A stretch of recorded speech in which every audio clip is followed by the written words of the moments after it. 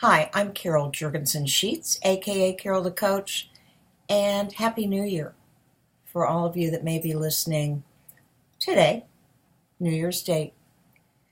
I am so excited to be doing the work I'm doing. It is hard work, but watching addicts get healthier and watching partners work through the trauma gives a therapist a lot of gratification. Now, one of the processes that I believe is so very important for anybody who wants to heal from sexual addiction is the disclosure. And I've done a couple of videos on that, but I just wanted to give you the infrastructure for what to expect in a disclosure. Although many therapists do it differently, here's what I believe to be the best. I was trained to do this both through my CSAT training and also through my APSATS training. So this is what partner training certification recommends, and this is also what sexual addiction therapists recommend through ITAP.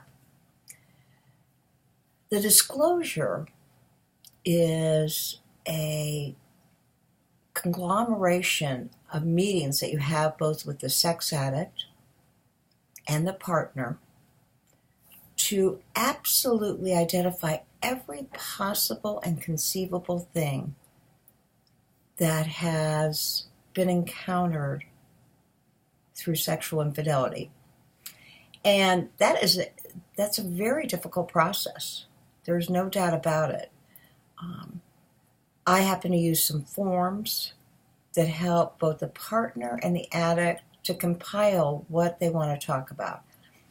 It talks about timelines and helping you to identify every time you were unfaithful, what your pornographic history was like, when did you first start. It's kind of a first step in that you typically talk about how did this happen to you? When do you think you began the compulsivity?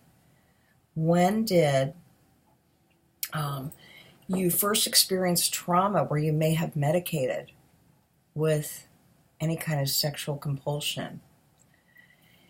And it also helps the partners to know who, when, where, and how. Now, we don't like to go into all the details because we don't want you to be traumatized every time you pass Applebee's.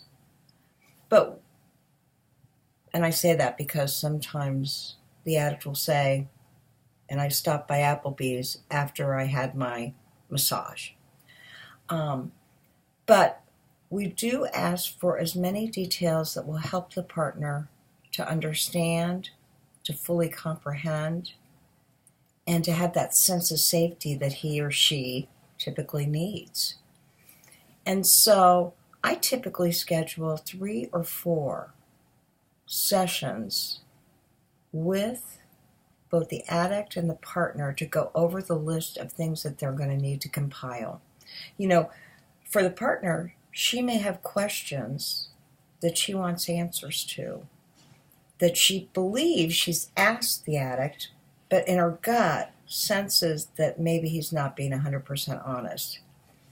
Sometimes she's right, sometimes she's wrong. I know that a lot of the addicts I work with say, she knows 95% of what happened. I don't want to keep giving her information that's going to further traumatize her. Okay, so you get that, right? It's not that the addict means to purposefully lie to keep something from her, but he thinks on some convoluted, stinking thinking kind of way that if he can keep her from knowing everything, she will not be as traumatized. But that's not how a partner works. Almost invariably, she wants to know the entire details. Occasionally, I do meet a partner who says, I don't want to know. I just want us to heal. And that's fine too. To each his own and or her own, and everybody has different needs. But historically, and I've done hundreds of disclosures, partner wants to know everything, and that's followed up with a polygraph test to make sure she got all the information she needed. Now, we schedule for 3 hours. Once the disclosure information has been gathered on both sides, the partner has already given to me her questions, so I've gone over it with the addict to make sure that he identifies everything in his disclosure, so there's nothing left out. Sometimes the questions may not directly relate to sexual infidelity, but they're still important because they're inside of the partner. And then we have the addict read and talk through the disclosure process. And of course, the partner can ask any questions at any time during that process. And that's why we leave the 3 hours. The average disclosure takes about an hour and 45 minutes, but we leave an hour and 15 extra minutes just in case it goes longer. Maybe the partner has needed to step away for a while, go out, get a glass of water, walk around the block, have something to eat. I'm not saying she runs to the restaurant, but she may need to eat a protein bar. I always encourage people to bring fruit, beverages, protein bars, things that if they need something because they're feeling shaky, they can take care of themselves. I ask partners to bring a stuffed animal, a blanket, something that makes them feel very safe, because we want this to be the safest process that we can possibly present as they're hearing this very difficult information. And it's hard for the addict. I don't want to undermine this. To have to come clean 100% and share every secret that's inside of you is incredibly cleansing, but it's incredibly challenging. Okay, so the other thing that we do is that we oftentimes have that polygraph test scheduled for 24 to 48 hours after the disclosure. And I've had addicts think they've told everything, and then during the interim, they realize there's something else that they need to share with their wife.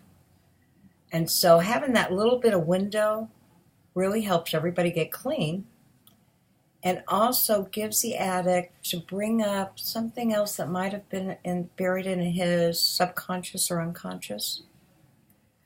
The disclosure then helps to build trust. It's not to bust the addict, but it is to build some trust that everything really was obtained. Only on one occasion, I've had it come back with false.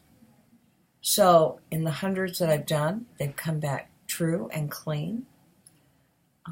Love that part of it. It allows the partner and the addict to both feel some relief. And of course, in healthy relationships, conflict breeds intimacy. So when you do this healthy process, even though it's incredibly difficult, it begins to build the intimacy. And that's really what we're working towards. When I work with addicts and I work with partners, I want them to deal and heal from all their pain.